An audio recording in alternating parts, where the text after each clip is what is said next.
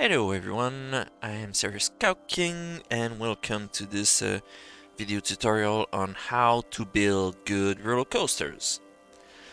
This is something that I notice a lot of people, especially at first, they struggle with, and even people who think, they're really good at building roller coasters, sometimes they seem to be missing some key elements.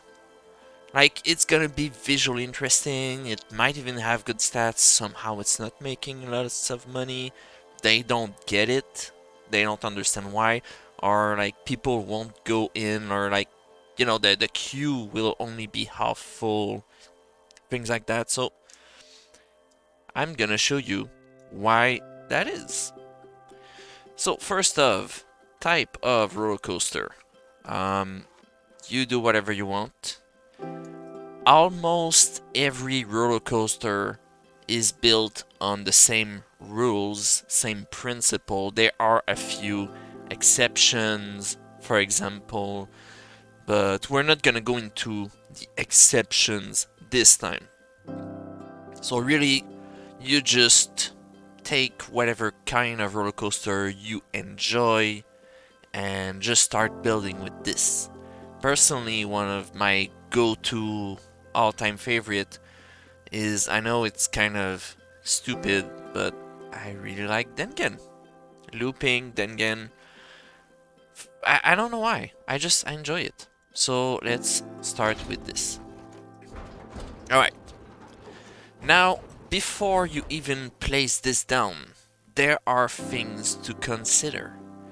There's the train length, the train count, the optimal station placement for your road, your path, things like that that you need to consider.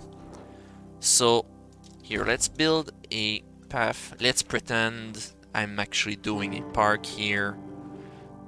Here. So let's say that this is my main path. Blah, blah, blah, something like this. So at this point, I already have a few things to take in consideration, like I was saying. Let's say you build it on ground level. Well, then at the end of the ride, because this is ground level, at the end of the ride you'll have a lot of speed left because it's very low. So you might want to raise it a little bit. This might be a bit high actually. Depends on what you're doing, of course. It's all up to you. You can still build it on ground level, and that's fine. Just remember you'll need to have brakes at the end. The in and out of your ride determines really how many people can rotate, like the people rotation of the ride. So if people, when people get in, it usually doesn't really matter because people can get in and position here in advance. So as your next train comes in, people are already filling up this space and they're sort of running toward the position. So the entrance doesn't matter that much. The exit makes a big difference. Exit placement. The reason for that is your guests are walking considerably slowly, and some people are even slower than others. So let's say that I was to build this as it is.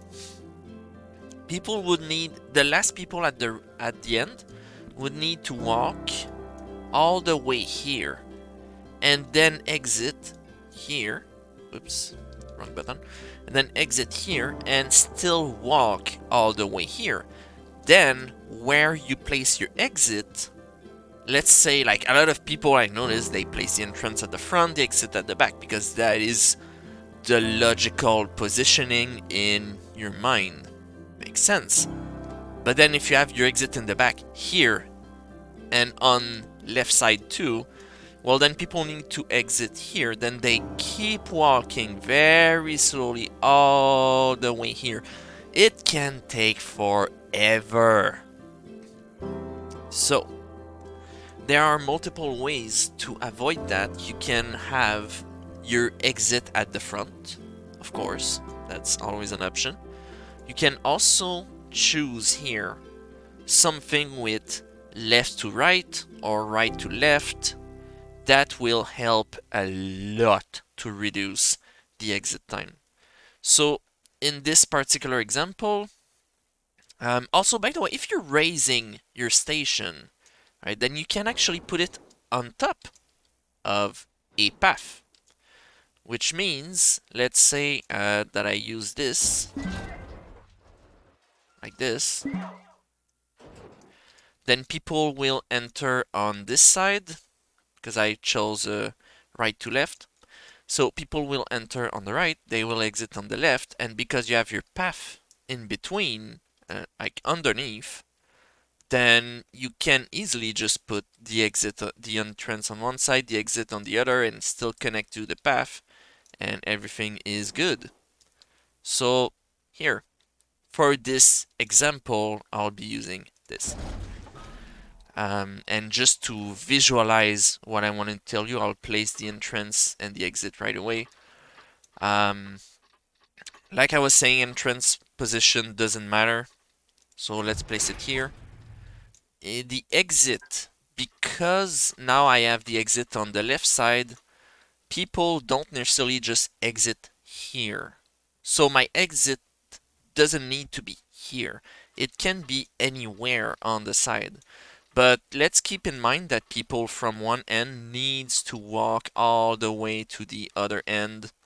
So let's place it sort of in the middle to reduce the walking time. Now, second very important point, I'll just place one thing down. There we go. So I can select this. All right. I wanted to build at the back here. This is the one. The train length. Now, you can have 1,000 different trains on your car, on your roller coaster. Well, I don't even know what the maximum is. I'm guessing it's somewhere around 5. I don't know. But my point is, you can have lots of trains. It won't necessarily give you more guest rotation. It's really about how long does the ride the ride duration is, how long it is, and how fast people can get in and out, like I was saying. So it's not necessarily better to have a ton of trains. And sometimes what you actually want is just one or possibly two very long trains. You can also go the multiple short trains route if you go in block section, which is something I'm gonna show you in a moment. But yeah, personally I actually recommend one long train. And there's another reason for that.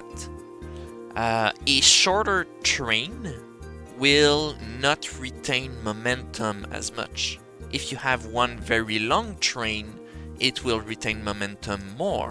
And that helps with if you want to have more cool looking stuff of highs and lows and stuff like that. If you plan on making a long track, for example, it helps to have a long train to retain your momentum longer. You can also, in the settings, enable friction control, so you can reduce friction. But honestly, it's not necessary. And like, it was actually meant, the friction control, it was meant to if you were to import or like copy rides from other games such as Roller Coaster Tycoon 3, for example, you might have a hard time copying the same ride because this there might be more friction or less friction in Planet Coaster. So because of that, they enabled the setting, but really you don't need to play with that. I never touched it myself. I'm totally fine as it is, you know. It works great. The game is fine as it is. So, to make a longer train, you need to have more station.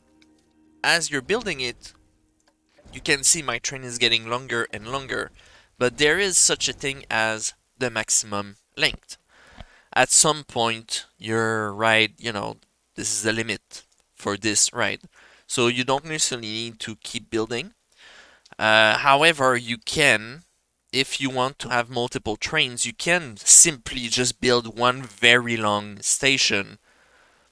So that could work for multiple trains. If I go here in the settings, you can reduce the number of car, and then, number of train goes up. So you can do something like this, if that's your goal. Personally, I won't do 2 trains in this case. I will, in fact, reduce the length of the station, because that's too much to me. Here, let's do with that. Let's go with that. Here. Is that any good? One more. Let's do one more. There you go. Now that's actually a very long train. It's longer than the default size. I added 2. The default size was 5 here. You can actually make the station shorter, by the way. You can delete just one part. I think the minimum is 3. Might be 4. It depends on which roller coaster you're building. But yeah, keep in mind this is a long train, so it will retain more momentum than usual. So, what's next? Building the track. Alright. Obviously, you might want to start with, one small low and then you go into your chain lift. What you do is up to you. Keep in mind, building a roller coaster is a very artistic experience. It's as much as you want to have good stats as you want the roller coaster to be fun for yourself. Obviously. Like, what's the point of building roller coasters otherwise, right? So, let's build a chain lift. Your ultimate goal is to have good stats here. Your excitement, fear, and nausea. You want this to be in the green. And you can see here where the green lies. So a lot of people would think, well, the chain is gonna be boring. But, chain lift, the value, the EFN, that stands for excitement, fear, and nausea, they don't count while on the chain lift. So you can go nuts with chain lifts. You can make them as slow as you want, as long as you want, whatever. You do what you want to do. Of course, if you make them very, very long, well, you'll have a ton of speed afterward, and you might have to manage the fear and the nausea. Just gotta keep that in mind. So try to be reasonable, of course. So let's build just a bit. One more, why not? And then let's go back down. I think I'm gonna reduce this. I like to have a shorter top here. That's just my personal preference. Now, let's go back here for a second. This is how you select things in the game. While building, you can select just one part here. You can select more. By the way, you can also select the entire ride by flipping this over, but you need the ride to be complete. I'll show you that later. Before you keep going, let's just take a moment here. Settings, utility settings. There are multiple tabs on everything. Take a look at them.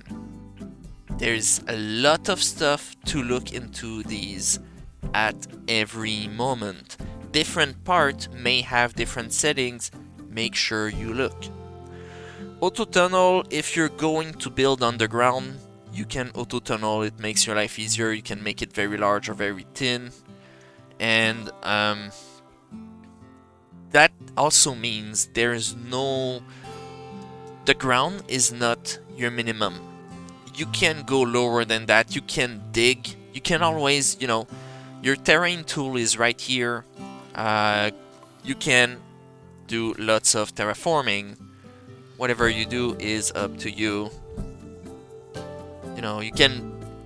personally, I actually suggest playing with the ground tools to get inspired by the terrain. Have an idea, oh, maybe I could do a roller coaster that goes over that. Maybe I could do a roller coaster that goes around that. You know, all these things. Angle snap, by the way, the shortcut is spacebar. Very useful. I usually play on 11% for angle snap, 11 degrees. Height marker, always use the sea level. If it's terrain relative, it doesn't mean anything. If it's off, obviously it doesn't mean anything. Sea level is the one you're looking for because that gives you an absolute number. Doesn't matter if you played with your ground before, you have now a number that gives you the difference between this and this.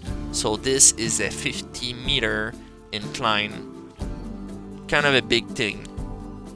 Track support, that's just visual. It literally doesn't change anything in the game, but visual is kind of a big thing in Planet Coaster, we all know that. Camera, I like it to be free. The default one is attached, which means every piece you're gonna build, your camera is gonna follow. And that helps a lot, actually, to make it smooth the first time. If you have your camera that follows, you'll have a better idea of does your next piece make sense with the piece that you just built? I'll go more into smoothness later. Utility settings, that's actually what I wanted to change here. Your chain speed, like I was saying, it doesn't actually affect the value, but you know, I'm not a fan of very slow chain. I also used to do a lot of very fast chain, but after a while I realized what I really enjoy is around 13, 14, in that area. Depends on the ride. I'll make it a bit faster today, but yeah, that's really up to you.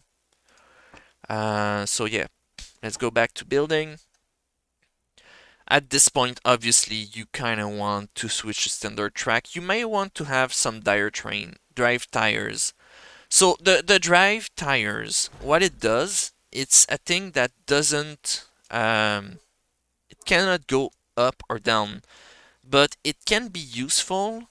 For example, here, if you're building near the edge, like this, and you're running out of space, you can have just a small section of drive tire at the start of your ride, and then after that you have your chain lift, something like that. Keep in mind that drive tires, they are not meant for fun and excitement. They're really meant for the train transportation. Let's say, you know, when you have like your station and everything that's around it, right? In real life, you have like your station, and then right near the station, you have an area where the train will wait for a few seconds, for example, or you would have a second track for maintenance, where you usually have a second roller coaster in maintenance, things like that. And it's moving slowly along this part. That's what they are used for, the drive tires. That's your use for it. So, drive tires, I'm obviously not gonna put any brakes here. I'll talk more about brakes later. So let's just do, you know, your standard track. Let's have the first slope be sort of like this. That should be good. I'll put this longer, and then you go down. So whatever you do, that is really up to you. By the way, offset, banking offset, I never use it. You can if you want. It just makes your turn sort of more tight toward the end or more tight toward the start of your piece. I just never use it. You can also just build the whole ride with catwalk, by the way, if that's what you want. That's a visual thing only. It has no effect in the game. So yeah, let's start building. Let's actually start building. So smoothness, that's a thing, right? That's kind of a big thing. Already, let's say I was to do this. Already you have something that's not smooth.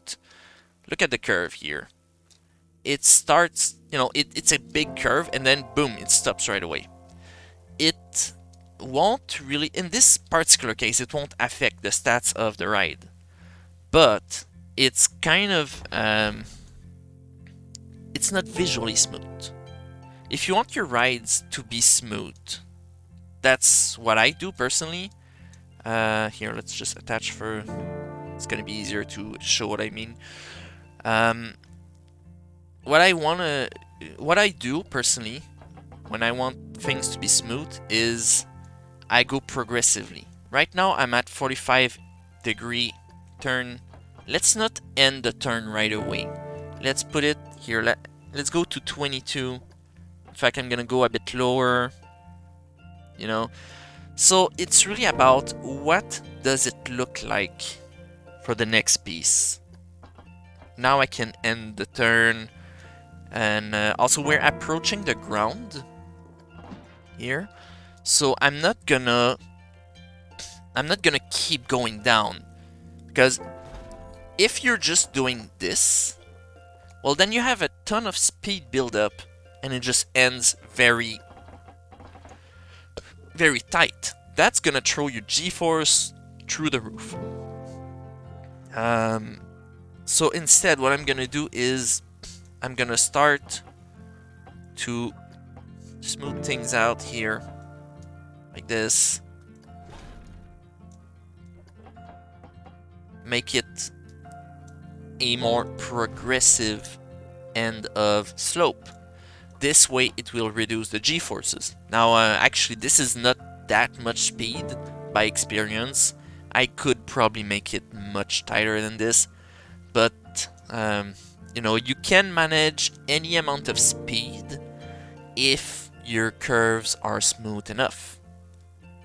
That's very important. Make your curve smooth. Smooth. Smooth.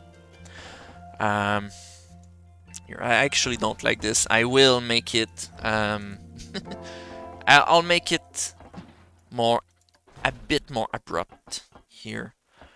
Let's do like this. Here, let's make it a bit smaller.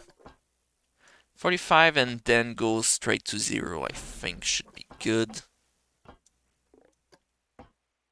Like this. So, the big thing here, it's all about testing. So, when you build, you want to know, is this part any good? If it's not good, like if you just build half your ride and then you test, then you realize that a third of what you build is wrong. It's too tight. The lifts, the hills and the bottoms are too. They're too tight. It throws the G-force through the roof. Well, then it's much harder to edit. Once everything is built, it's much harder to go edit, change what you've done, make it good. It's so much easier to delete and redo right away. So don't wait. Test. Always be testing. It helps a lot. So I was saying this, these stats don't matter right now. Let's see what happens in this first drop here.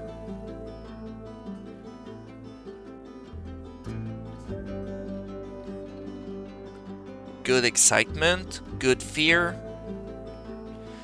Now at the end here, it's a bit high. In fact, it's quite high. So I might want to smooth that out. Just redo here, undo here, and yeah, just let's say this. This should probably be much better. So stop testing, start testing again. Fast forward.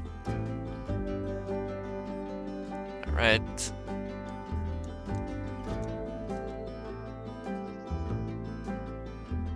Much better. So, let's talk about these numbers, by the way. Here's what you're looking for. Excitement, anything above, I believe it's 6 and above is gonna be in the green. But there's no actual minimum for excitement. It's just obviously the more you have, the more popular your ride will be. I personally uh, aim for 7 or higher on my rides. I usually end up with 7 or 8. But the thing is, I don't want to compromise the user experience for the stats. Because if you're really just going for the stats, you can easily go at 10 excitement. I mean, it is 10 right now. Let's keep in mind it is the average of the ride that matters. So you'll have to push the excitement even further if you really want to have 10. But I have seen many roller coaster with 10 excitements. I have a friend of mine that specializes in this. He's enjoying so much building roller coaster with 10 excitement. But yeah, I personally prefer, something that looks cool with lots of loops and rolls and things like that. It's something that I enjoy looking at afterward in the seats. But yeah, I never want to have bad stats, so my goal is 7 or up. Fear. Fear should be between 4 and 6. If you're above 6, your fear will go in orange and then red, and people are scared. Anything that's above 6, it will greatly reduce the popularity of your ride. Anything that's under 4 is boring. It can still be good if it's a family type of ride. In this case in particular, I do believe, I think Dengen can be for kids just as well as adults. I'm not sure. I I haven't looked at that in a long time actually. But yeah, you'll have rides for the Mine Train, for example. The Mine Train coaster. Um, like it tells you, here for all ages, right there. Ah, okay, adult and teens only. So adult and teens only, you would have, you need to have better stats. Like the fear level needs to be above 4. Otherwise, well, it's boring. Like who wants to ride a boring roller coaster, right? If it's not meant for kids, well, then what's the point? Mine Train, that's the one I was talking about. This one is for all ages. So that one you can have lower fear level and it's still gonna be totally popular. It's just you're gonna have adults with like family groups, as they have kids and stuff, but you might have less teenagers or adult only groups, things like that. But it's totally fine. Your your roller coaster will still be popular. There's plenty of families in this game that visits that visit your park. The nausea. The nausea is as least as possible. You can have up to, I believe it's up to 5 nausea. People will still ride the ride, but they will, it's still, it's going to be less popular, but people will still ride it. Make sure you have an infirmary, in this case, at the end of your ride so that people can go puke in it instead of puking on the floor. They might still puke on the floor. But the big thing about nausea is, it stays in green up to 2. After that, it goes in orange. I think it's up to 5, and then it goes in red. Just try to have at least as possible. And how to reduce the nausea is not to have too much G-force. Your G-force is a very important stat. Speed, really, it only matters for planning ahead. If you have lots of speed at a certain point, you'll have enough speed to retain for the next drop, the next top of the hill. It's really just about planning. The G-force is where it's at. This is your big thing. To have a good amount of fear, but not too much, you want to try to go for big G-force numbers up to a certain point. There's a certain limit. And your speed, your speed is also your nausea. Nausea is also, you try to not go further than this limit too much. So let's actually write it down. What are these numbers that you're looking for? Hold on, it's loading. There we go. Minsk sign. It's like something big. This is big. Oh, this is... Okay.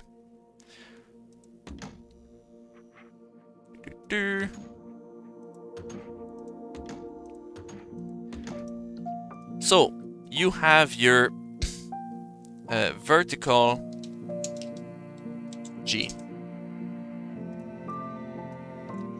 Vertical G. You can go up to +5 and -2. That's your optimal numbers. Now so what you're trying to do is reaching these numbers. If you're below these numbers, your fear is gonna drop and it's gonna be a boring ride. If you're above these numbers, your fear is gonna go through the roof. Your nausea is also gonna go through the roof. Lateral, that's a big one. Lateral G-force. It is +2 and -2. Whoops. -2. Lateral G-force, very important. Any turn that you make will generate lateral G-force. If you have banking, it affects a lot of the lateral G-force. Keep it in mind. And also forward G-force. This one you don't really have to worry about except at the end of the ride. Also +2, -2. So as you can tell, vertical G-force can be much higher than the other ones. And let me explain what they are, what they represent. So yeah, forward G-force you very rarely pay attention to that. It's really about the vertical G-force and the lateral G-force. Those are your important numbers right here. So, vertical G-force is any moment when it goes at the bottom of a hill, at the top of a hill. If you go here in heat map, you can visualize your past results. By the way, take note that I'm currently on pause. It helps a ton to pause the game to visualize your heat maps. Because if you're car is running, well, it will rewrite the heat map over and over.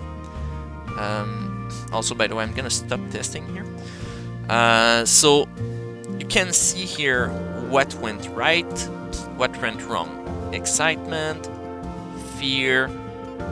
Fear is actually good all around right now, as you can tell. I mean, obviously this is a bit boring, but the ride just started. Give it a moment. And remember that it is the average that counts.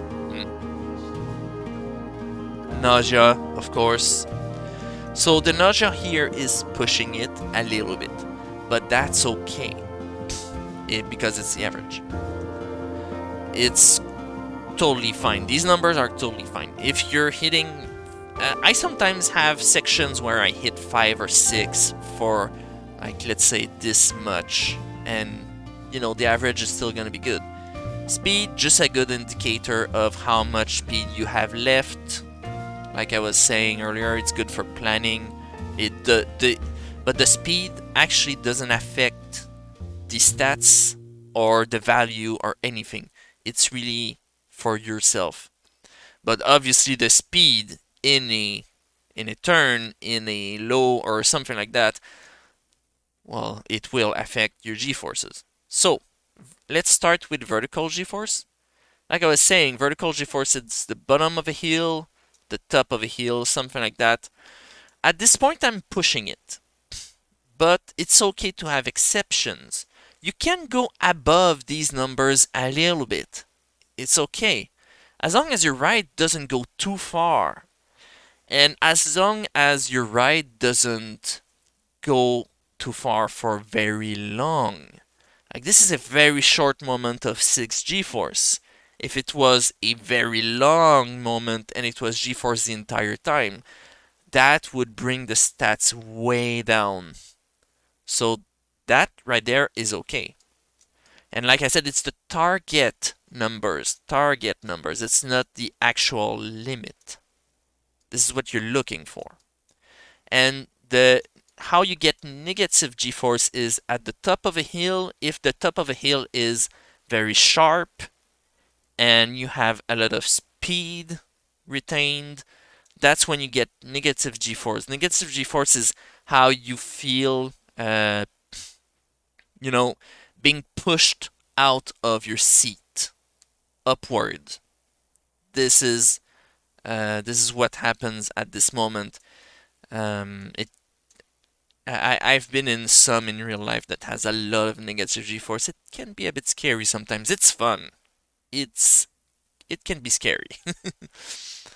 A lateral g-force, we're gonna go over that in a moment. As you can see right now, I have almost none because I don't have any turns. If you have a turn like this that is very vertical, it doesn't really give you any lateral g-force. So that's a trick, by the way. If you want to turn around without any lateral g-force, make it at the top of your hill or make it during your drops or while you're getting back up. That's a very good trick to turn without any lateral g-force. So let's keep building a little bit here. I don't remember. Hold on. There you go. Free camera for a sec. I don't remember what was this one. I think it was 33. But yeah, I'll just go 45 here.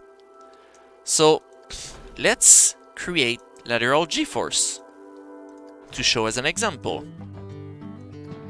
That's already at 20.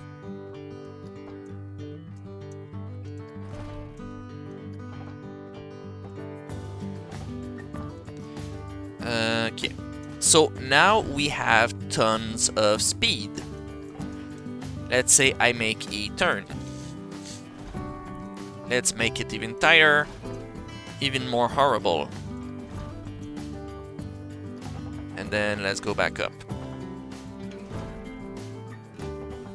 Now we're gonna test it. Let's fast forward here. Alright. So this is where we were right there. let's look at the stats down here. Looking good, looking good, looking good, looking good. Oh, that's bad. Okay. So here's what happened. During that turn, there was lateral G-force right there. There was a lot of it. Basically, the guests were pushed to the side and crushed into the seat, and their ribs are now broken. You don't want that. I think that's pretty obvious. And this gives a lot of fear just because they are bad stats. That's all. That's the reason why it generates this amount of fear. But it also makes a ton of nausea. The nausea is through the roof right there. Also, you'll notice if you have too much G-force in any area, at the end of your ride, when you have your stats, there will be a little warning saying G-force limit exceeded. It reduces the stats of your ride, and what it does is your excitement will be down to like 2 or 1 or something like that, because nobody wants to ride a ride that just hurts. It's not fun. So there's no excitement anymore. So how do you make this easier? Well, there's a very simple way. Banking. What is banking? What does it do? Banking is... Here, let's go back to attach here. Banking is the art of tilting on the side. And you gotta imagine it this way. Right now, it's all about the vertical G-force. You're pushing upward. When you're in the seat here, it pushes upward only.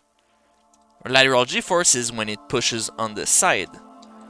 But if you have some banking, and by the way, let's make it smooth, so let's start turning a little bit. There we go. So if you start banking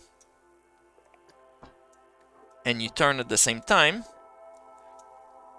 then you put your camera here, well, it's not really pushing on the side anymore, is it? It's more pushing upward. So your banking will transform your lateral G-force into vertical G-force.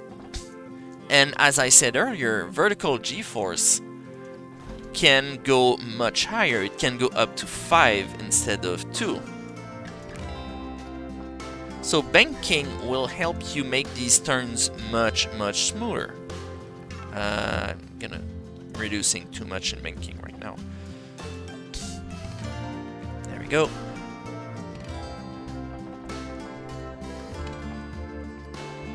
Let's do something like this. Or like this. Okay. By the way, this is how you make it smooth. You have a look and you're like, okay, I want to make a change here, but you make it progressive. And you look, does it look just right? To me, this actually does. Like, look at that, right? There's slight differences here, slight differences there. It's all about a logical progression of your track. Making it look smooth will, in the end, make it actually smooth. So let's test again. Fast forward.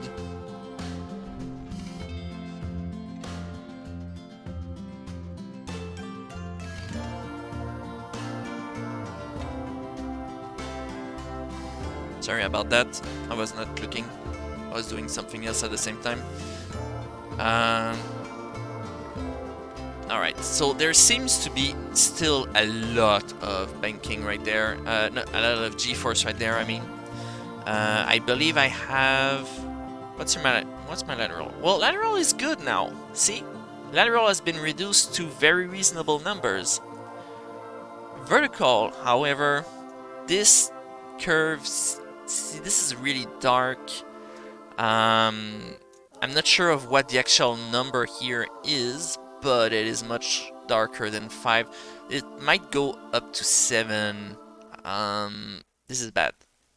So basically my curve is still too tight, but the fear got reduced. It was like up to 10, I believe. It is now down to 8. The nausea also reduced. So, it's and now at this point I could just delete, redo, stuff like that. You can also try to just pull on it. Perhaps reduce a little bit of the banking to give more lateral and less vertical g-force. Things like that. You gotta play with it, figure out what you're doing. There is a smooth. There are many smooth buttons here. People swear by them. I don't. And here's the reason why. If you smooth all first, that's what people usually do. You might remove part of your ride that you. Whoops! What the hell was that? Okay. By the way, this is why sometimes I prefer the free camera, because it doesn't throw you to the other edge of the park. So yeah, if you smooth all, you might remove something that you don't want. You might change something that you don't want. However, it can help. If you're having a hard time on one part of your of your ride, you might want to smooth. But see, right now in smoothing all, it reduces the curve, and I don't want that. So smooth with cautious. You might want to smooth sometimes just the banking on one part, something like that. But yeah, don't just smooth just because people tell you to smooth. Smooth only if needed. I almost never use those buttons myself. Also, looking at the curve, it looks to me like this is very long, this is very long, this is ridiculously short. So I think this is what's going wrong here. Right there. An extremely tight curve. And there is really no way to fix that other than deleting the whole section and rebuilding it, because I would need to move this further to the right. And this is why I say it's better to just delete and redo right away. Also, what's the difference between delete and undo? So, if you... Let's stop this thing here. Alright. If you build something, build it, and then you undo, your next piece suggestion will go back to default. Basically, this is a duplicate of this. It's the same piece that just is being repositioned in front of you. So then from there you can readjust.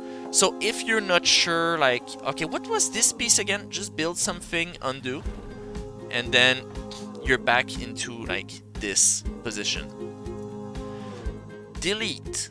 When you delete, it doesn't go back to this positioning. So like, let's say for example I do this, then I delete, I go back to the exact same piece that I just built. Using a combination of undo and delete is very, very useful. So that's a thing that I suggest you learn to use, get used to it. Very, very useful. So here, let's just make this a bit smoother. It was very, very tight. Let's do this. Is this too tight still? I think this might work actually. And it start to go up here. Remove that bank progressively.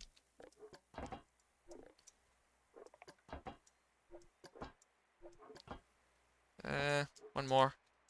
Like this. Kind of like this. And then like this.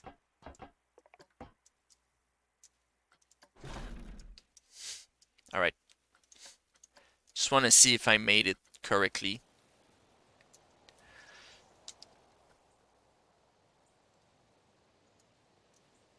Fast forward. Alright. Let's look at these stats. Okay. This is better. It's still high. And I'm actually going to keep it this way. That's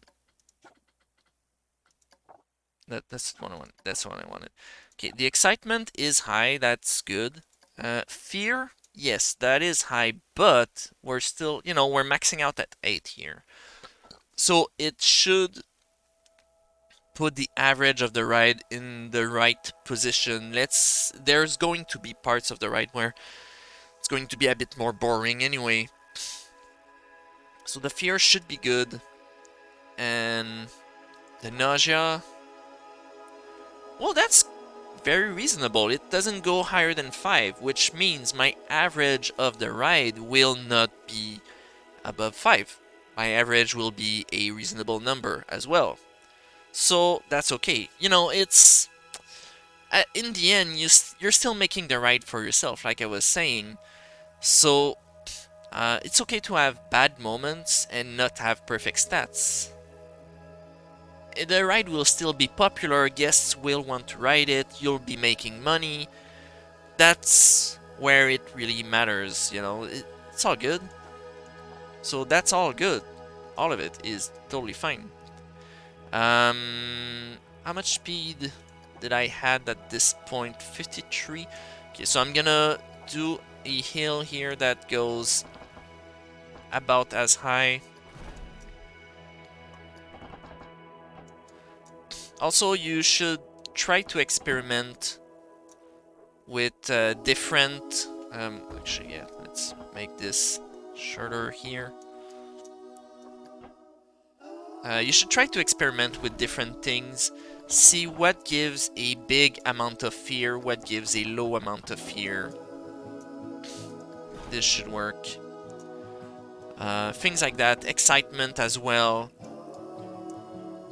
Try different pieces. Undo, try something different, something else. Experiment. It's my big advice in all this. This should be fine here. I just want to turn away. I want to show you one more thing here. The presets. Now the presets, they're not great. Not all of them. They can be very useful, especially at first. You know what? Let's make it a bit... Let's make it like this. 45? No. There you go. Like this. I don't like this. Hold on. One more. Like this. Okay, there we go. I like this. So, the presets, some of them are great, some of them are horrible. Every single one of them is meant for a particular situation. And some of them will never give you good stats.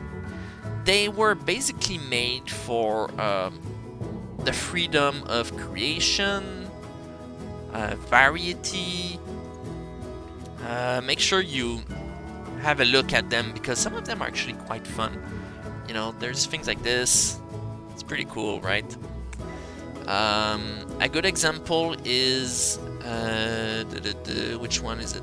This pretzel loop, I believe. Yeah. Okay. So I mean, right now it's underground, so it's a bit hard to see, but as you can see, it's a loop inverted. You are upside down here. It's an outside loop. And what it does is a ton of negative g-force. There is no situation where this can be used in a ride properly. If you just want to build a ride just for the visual experience and you don't care about the stats, go ahead, put your pretzel loop, but it's not gonna give you good stats ever. If you want something downward, this is better already. But let's talk about the vertical loop. This is your classic. This is what a lot of people are using everywhere all the time. And it makes sense. I used it myself at the beginning a lot. You can make them bigger, you can make them smaller, which is great. Obviously adjust for what you need. But here's a little something. You have like this long area here, right? And you can actually tell there's a separation here. So a lot of these will have a going into section. What happens is sometimes you'll have section like this is very present in the roll. For example, well, that could work as an example here. This is bad, real bad. Yeah, okay, let's do, okay, heartline, no, that's vertical heartline. Yeah, let's just use this, the inline twist. All right. So inline twist entry, that's a good example right here. It starts upward into an inline twist. And then you have your continuation or your exit. Everything looks good. Obviously, this would be very bad because you would have tons of speed. It would throw your g-force out of whack, but that's just the visual example of what it looks like that I'm trying to show here. So this, what the heck? Okay. But what if you select the wrong piece? For example, you select the exit right away. Then you have this moment here of getting into the correct position before this actually occurs. So this looks very, very strange. And that's because, yeah, the game is... these pieces are meant for specific moment.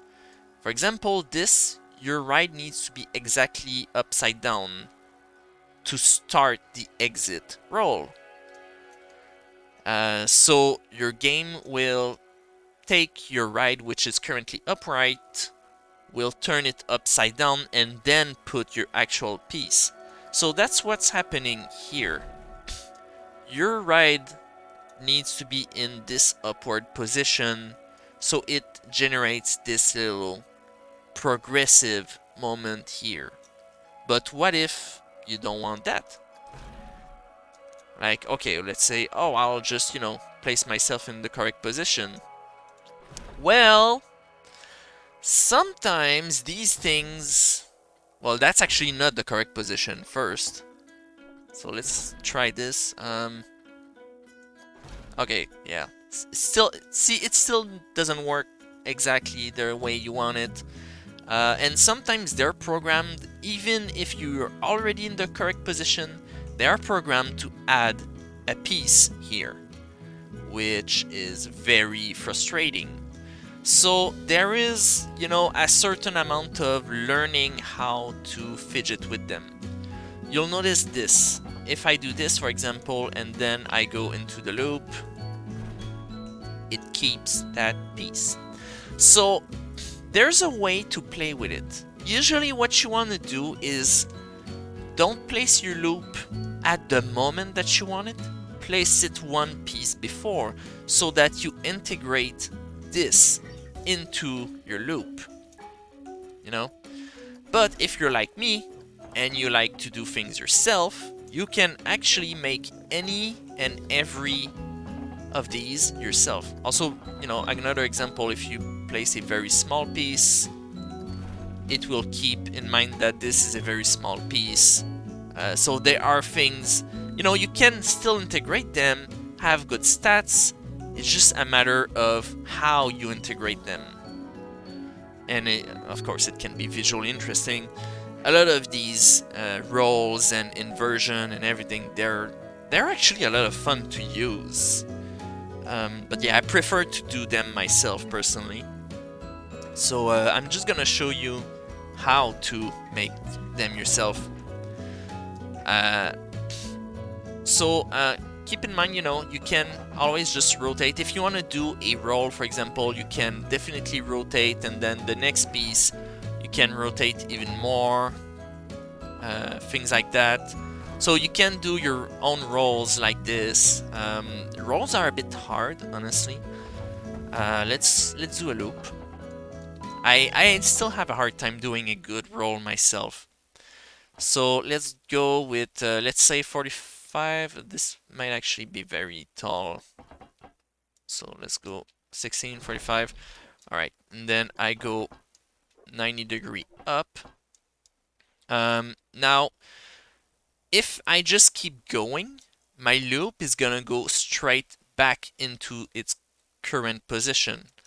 What you want to do is have a very slight turn on one direction, either left or right. You'll notice because you're going inverted right now, you're about to go inverted. If you go right, it's gonna go left. If you go left, it's gonna go right. In this case, I actually want to go this way. So let's do this. Yeah, that should be good. Then you go back to 0, well, 180. Go back here straight. Go back down 90-degree. I need to put back that little turning other way. There we go.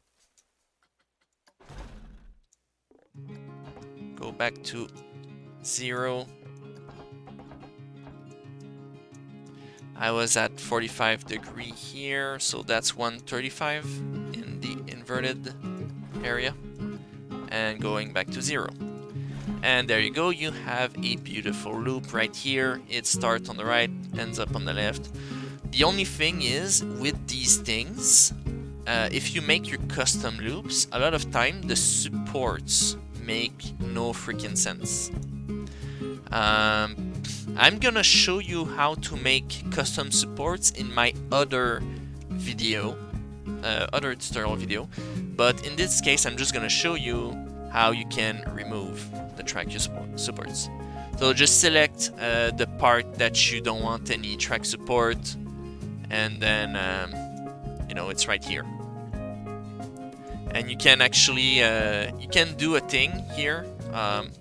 Autocomplete. Let's just autocomplete for a sec, just to show you the selection. I was talking earlier how you can actually select the entire ride. What you can do is you just pass it behind like this, and then it selects the whole freaking ride, and then you can just remove all the supports all at once. What? If that's what you wanted, of course. That is not what I want right now, so I'm gonna undo this and continue editing.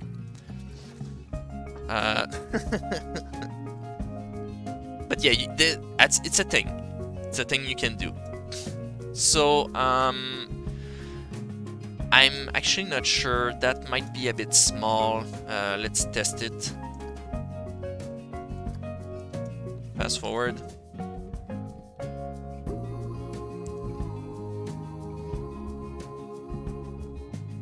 Alright, let's have a look at this.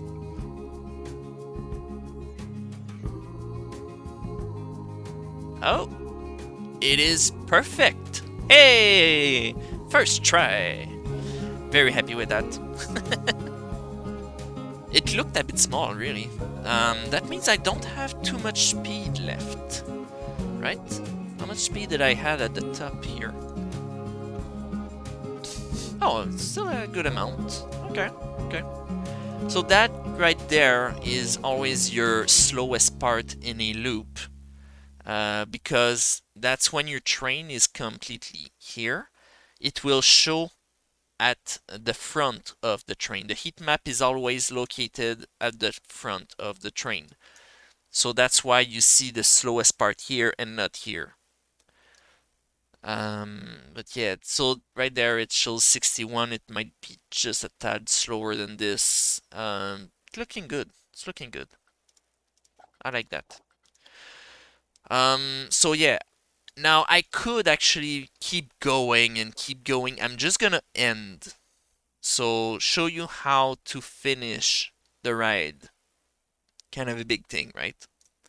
Kind of important to finish your actual ride. To actually finish your ride. So here, let's do a upward moment here. Turn. Like I was saying, this is gonna generate almost no lateral G-force. It's a good little trick. There is the autocomplete button. I don't suggest it. As you can tell, it's putting some banking for no reason here on the right side. Autocomplete is usually broken. It's never a good thing.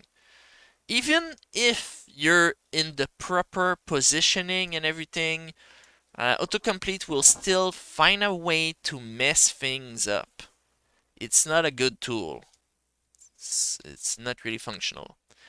So, at this point, I'm not gonna try to keep the good stats all the way. I just want to show you kind of an important thing here. Let's say that you're reaching your station.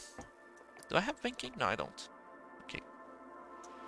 So let's say you're approaching your station here. Now you want to end the ride. Hold on. You know what? For the fun of it, let's add some banking. So now you want to end the ride. Obviously you're gonna start to go down, start to turn. And then you see this appearing. This means you're in a position where it's possible to complete. Sometimes it actually appears when it's not even possible, but you know, usually it's possible. But you'll see that it always generates this kind of janky piece at the end. What you want to do is remove the angle snap. Spacebar, by the way, is the shortcut. Remove the angle snap, and then what you can do is position it just right so that it looks right. This way it will be smoother. I think I'm gonna go lower in this case. Oh, it's getting good. I'm kind of liking this. Okay. What about the curve here? Oh, I'm gonna remove a little bit of the curve. Oh. Oh, hey, look at that. Look at that. Oh, this is good. This is good. There you go. And there we go. This is considerably smooth. It's, you know, I actually could... I'm not exactly a fan. I think I want less of a turn still. So I'm gonna do this. Hold on, I'm trying to select the right piece here. Okay, there you go. I'm just gonna delete. And like I was saying earlier, the difference between delete and undo. And I'm gonna put a bit less turn.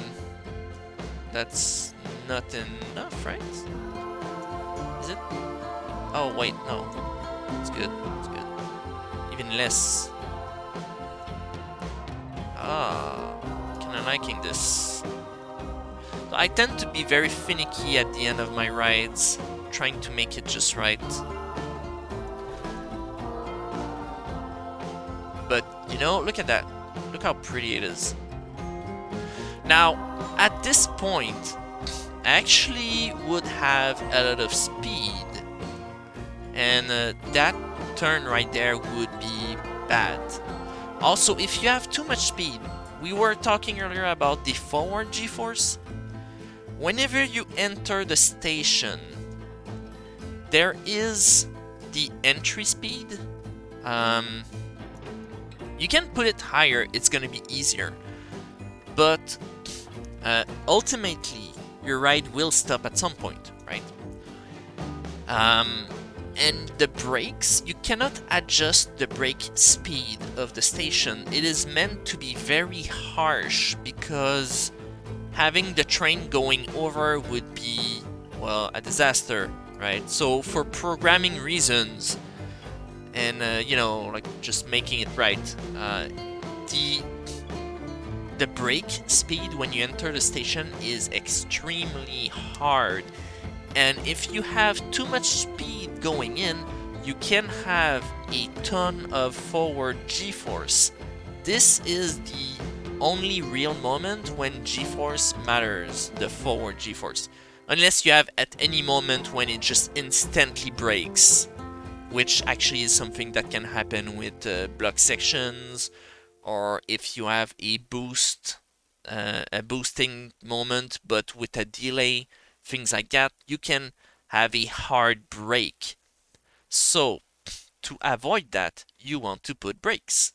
I think that's pretty obvious. Brakes during the ride will help reduce the forward g-force.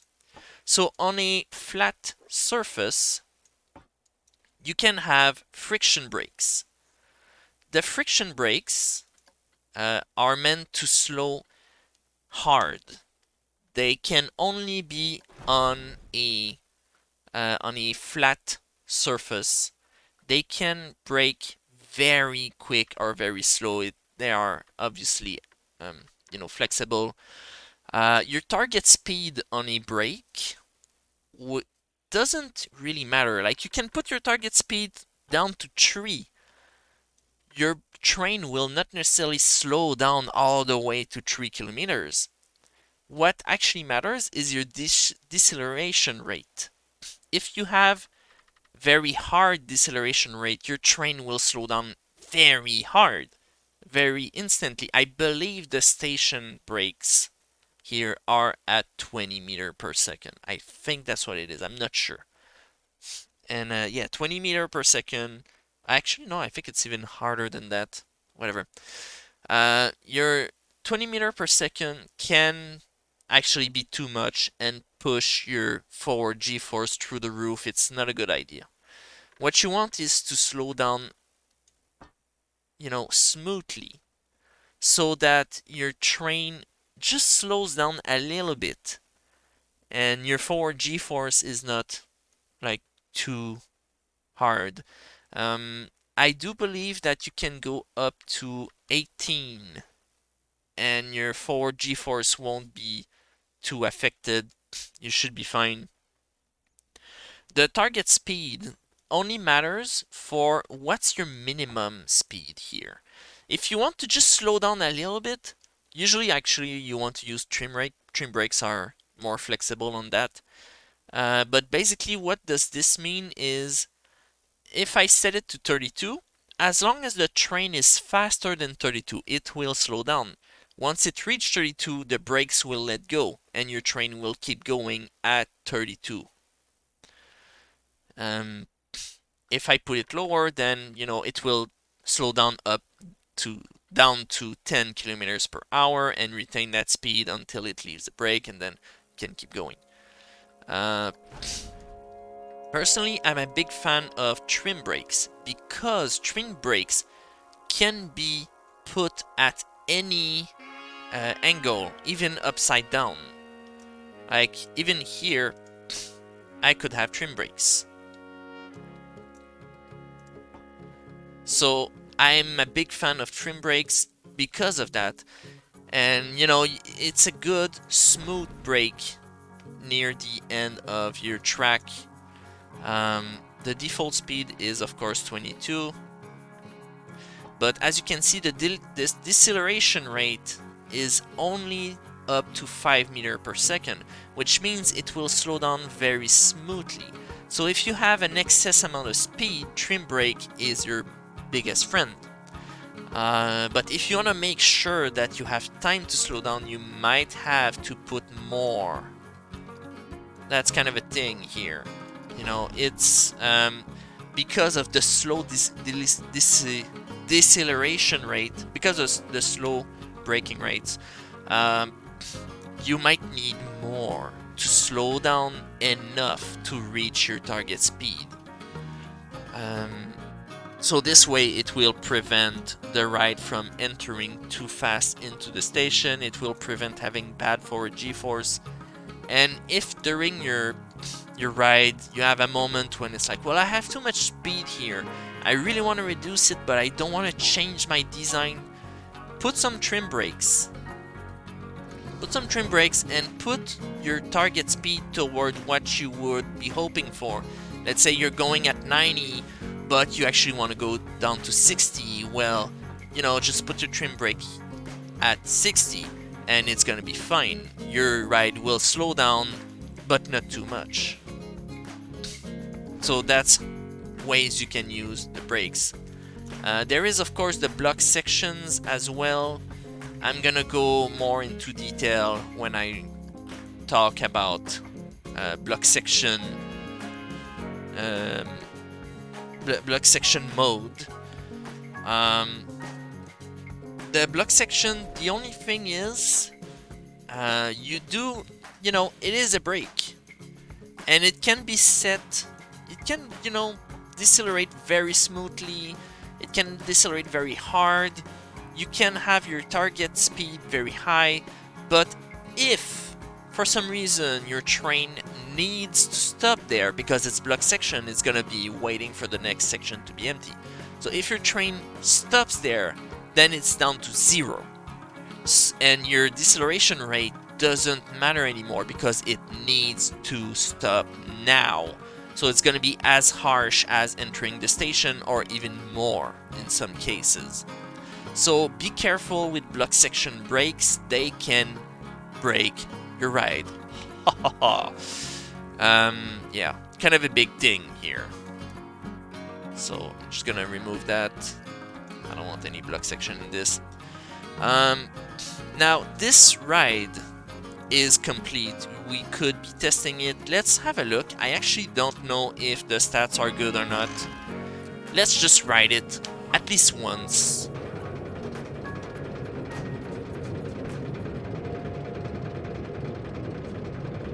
Oh yeah, forgot. Let's have this visual here.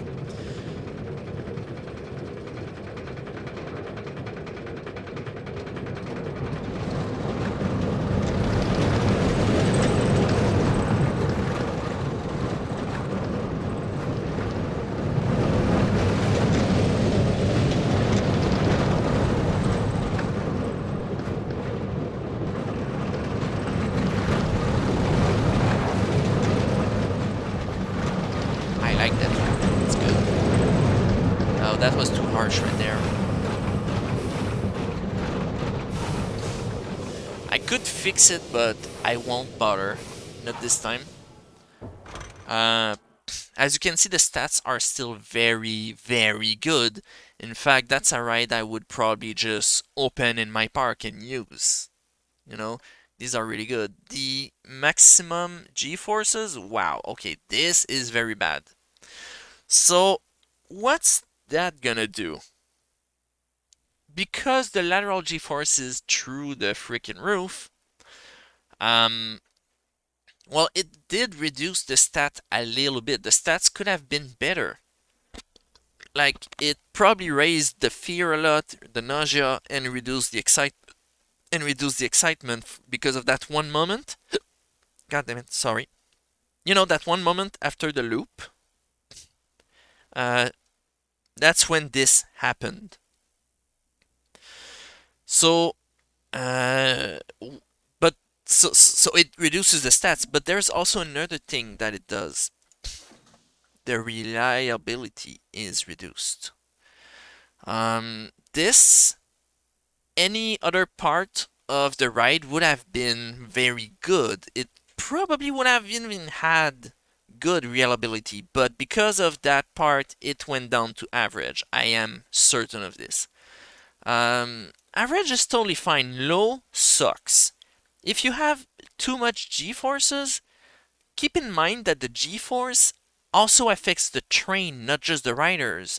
So it reduces the reliability. Make sure you have your schedule down to 10 for average reliability. If it's good reliability, you can leave it up to 30.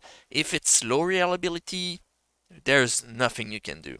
You can put it down to 10, but it's still gonna break down a lot. I mean, rides do break down, it's part of the game, but it will break down a lot. So that's that for that. Then you could, of course, build a path, a queue.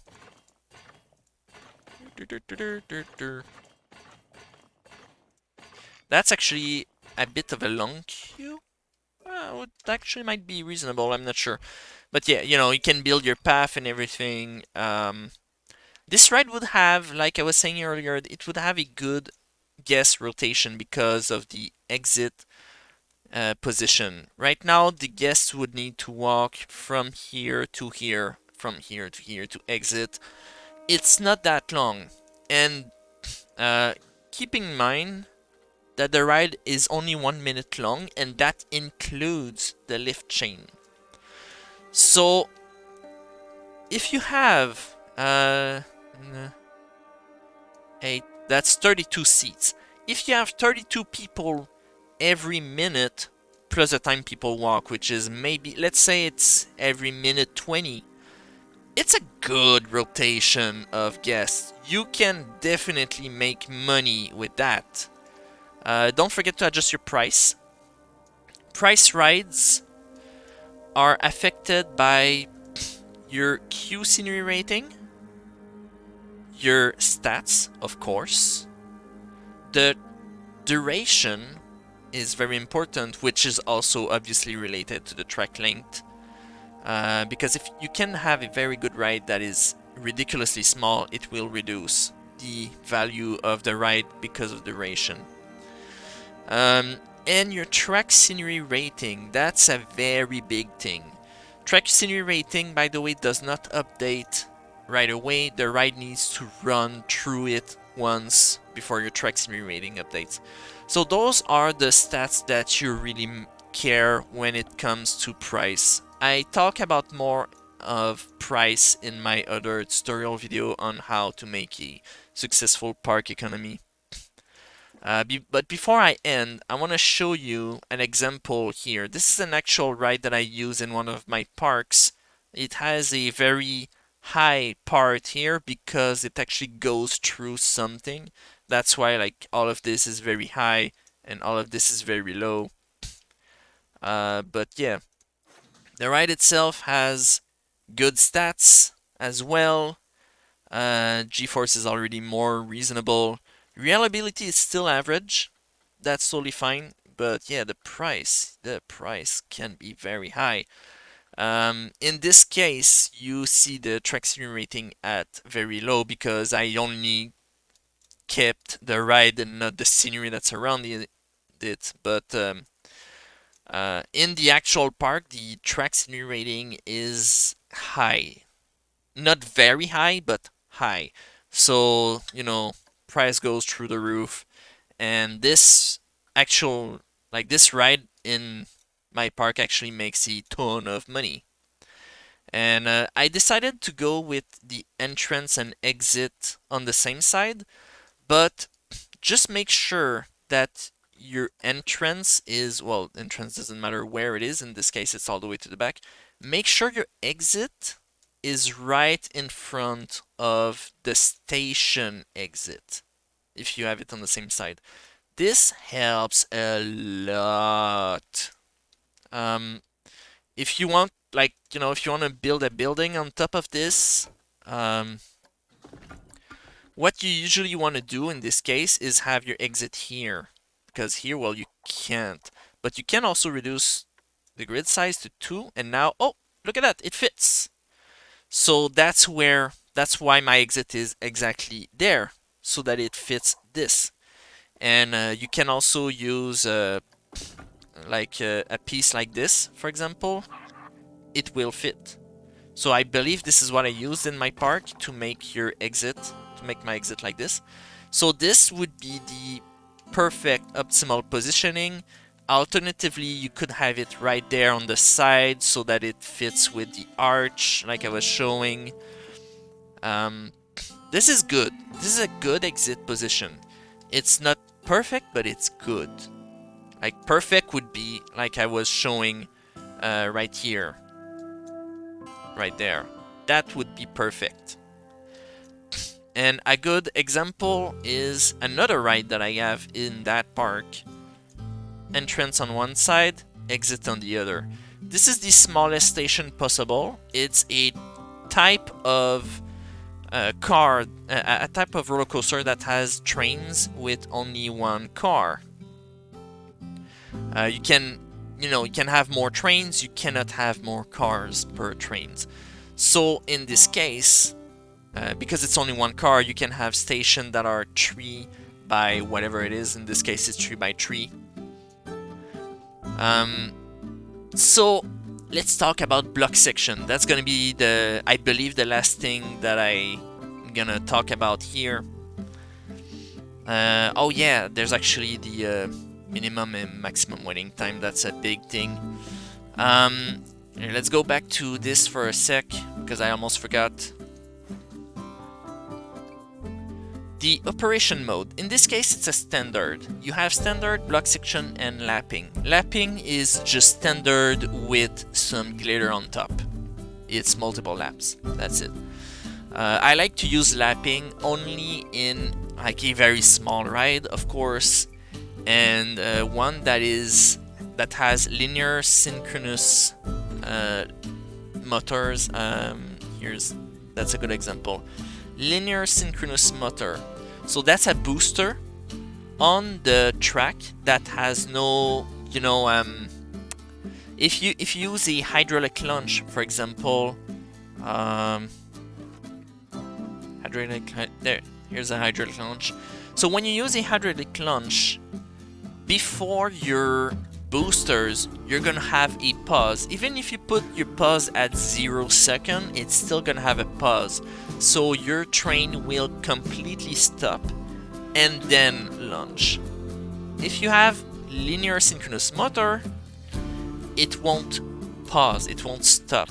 So that way you can have a lap, and on the second lap that it passed through, it has even more speed because it retains the momentum of the first lap. So there are things you can play with that. It's a lot of fun, but it's also, delicate changes because you don't want to have too much G-force. But yeah, that's when I use lapping. There's also one type of roller coaster that's called Star Loop, also uses lapping by default. So yeah, this is standard. When you use standard, you don't need any minimum waiting time. You can wait for full time, just put the maximum waiting time, because otherwise, if you're waiting for full load forever, well, it's gonna be forever. So make sure you go play with this. Of course, I go in more detail in my other tutorial, but yeah. What about block section? That's a big thing. A lot of people use block sections because they want more trains. But having more trains doesn't necessarily mean having more people going in and out. And it doesn't necessarily mean having better stats. It's not always better to have more trains. A reasonable number is better. When you have block section, what happens is the train will stop at any section's piece if there's another train in front of it. If there's no train, then it will keep going. So what are the block section piece? Well, you have your classic chain lifts.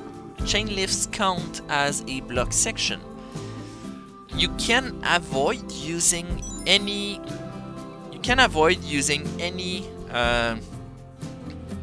God damn it! Sorry. I'm having phone issue right now. Oops. Hold on. Sorry. Right in the middle of the video. That's really bad.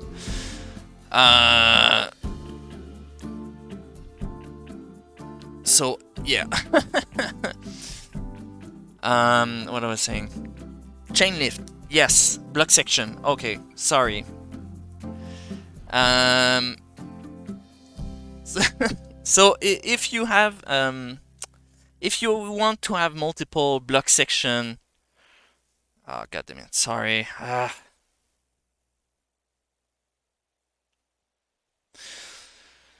So yeah, if you want to have multiple block section without stopping, you can actually use chain lifts instead of uh, block breaks like this. This is a block break right there. Um, so yeah, by having multiple chain lift, you can set the speed to a chain lift to up to 23. So it allows you to retain speed at the top of a hill without actually breaking down.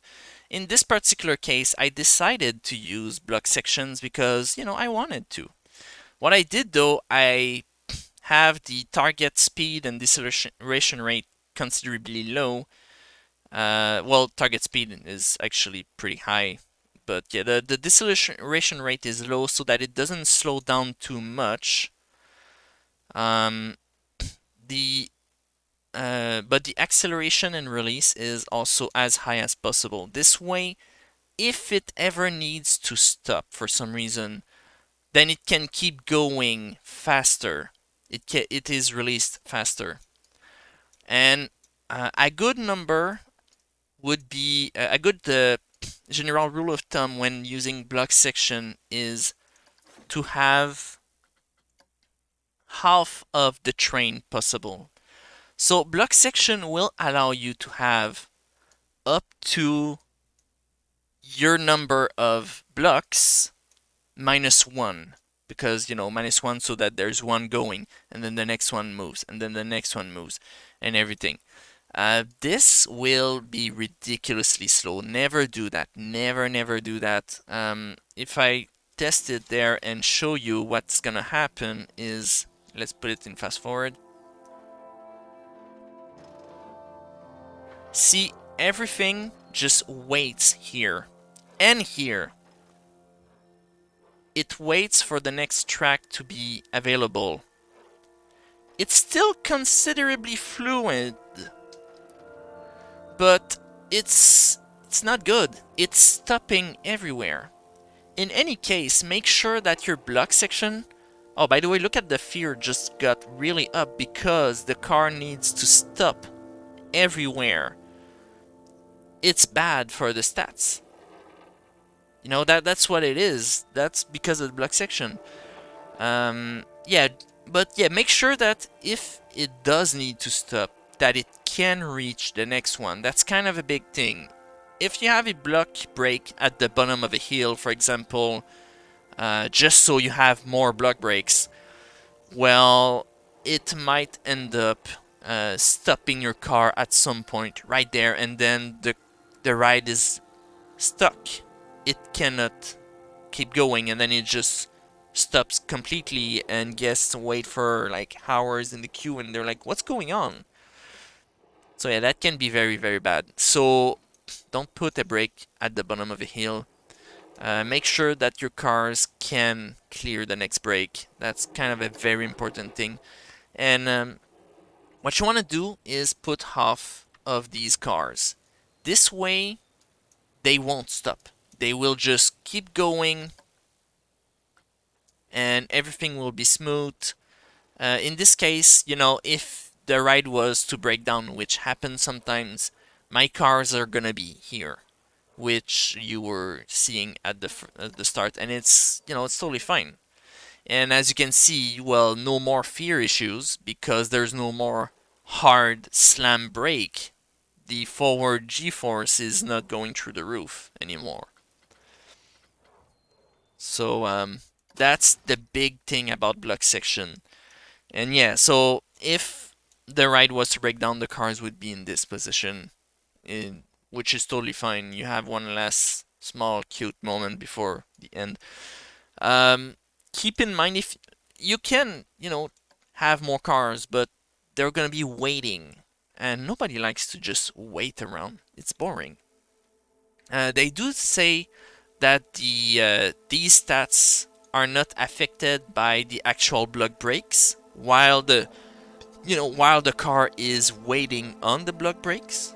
Should be fine. But um, it's still the braking itself is affected. It's like all the way up to no longer moving, it's still affected. While it's stopped, the stats are ignored. Then when it goes back moving, the stats are taken in account again. So those are things that you need to consider, kind of a big thing. And like I was saying, more cars doesn't necessarily mean more people going in and out. So with lots of experiment and testing and everything, I found that the minimum waiting time and maximum waiting time for loading and unloading usually is in between 10 and 20 seconds for any ride ever. That's your fastest unloading and loading. If your train is longer, it's gonna be longer than that. But like for track rides, for example, for roller coasters, that's your usual minimum and maximum waiting time. Because it averages at around 15. There has been exceptions. If your exit is not correctly positioned, it can actually take longer to exit the ride. So there are moments. Sometimes guests are slower as well. But testing this is a big thing. When you test, these are ignored. When you test, the real minimum waiting time is this. If your ride is open, these will be used. If it's just testing, then this will be used. So if you want to test that your ride is fluid, that your settings are correct, then you should test with the minimum waiting time, like this. And then as you can see, there is plenty of room between the cars. Everything will run smoothly. But you should also test the maximum waiting time. So, maximum waiting time. So this way you know if you have enough cars. If there's too much of a gap between the first and the last car, then you know your maximum waiting time. You might want to add one more car. But in this case, as you can see with the maximum waiting time, there are cars that waits here most of the time. Is it? No, I think that was just the adjusting between 10 and 20. Okay, yeah. So as you can see, the one car goes in almost at the same time as one car goes out. So 3 cars in this case is a good number for this ride. And that, of course, depends on the ride itself. And let's keep in mind there are actually 7 elements of block brakes in this ride.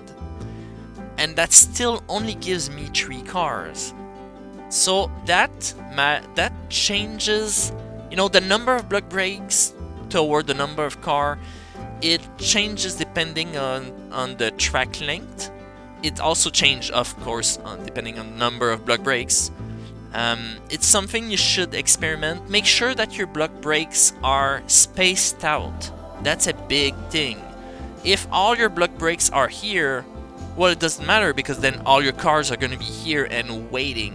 And like the first one is going to do the entire thing and then reach the first block brake and then the second car is going to move in, It's everybody's just going to be waiting after each other. You need to space out your block section elements.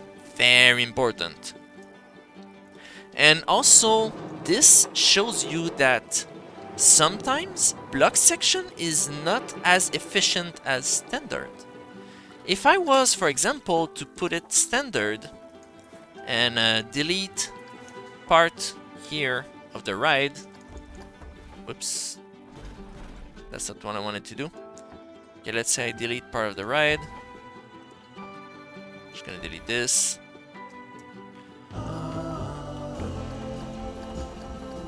So let's say I was to do this and then take the station here, put more station.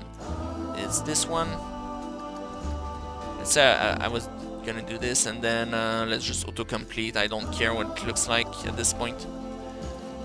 Then if you go to standard, you can actually have more cars. So a longer station might actually be even better than a block section mode. Like just long station when standard, you can have more train. So block section is not necessarily your solution. Keep it in mind. Then again, it's still a matter of how many people you can load and unload in that amount of time. In this case, my track is not long enough to even have that many train. This is a 3-train track length. So those are things to consider when doing block sections. It's not, it's not that, it's not always gonna be better just because it's block section. So, in the end, I think these numbers here is what, that's the big thing about this video. If you want good stats and, well, everything else that I said. I know it's a long tutorial video. It's an hour 40 at this point. I hope you enjoyed, and I hope to see you next time in other tutorial videos. So, see you next time.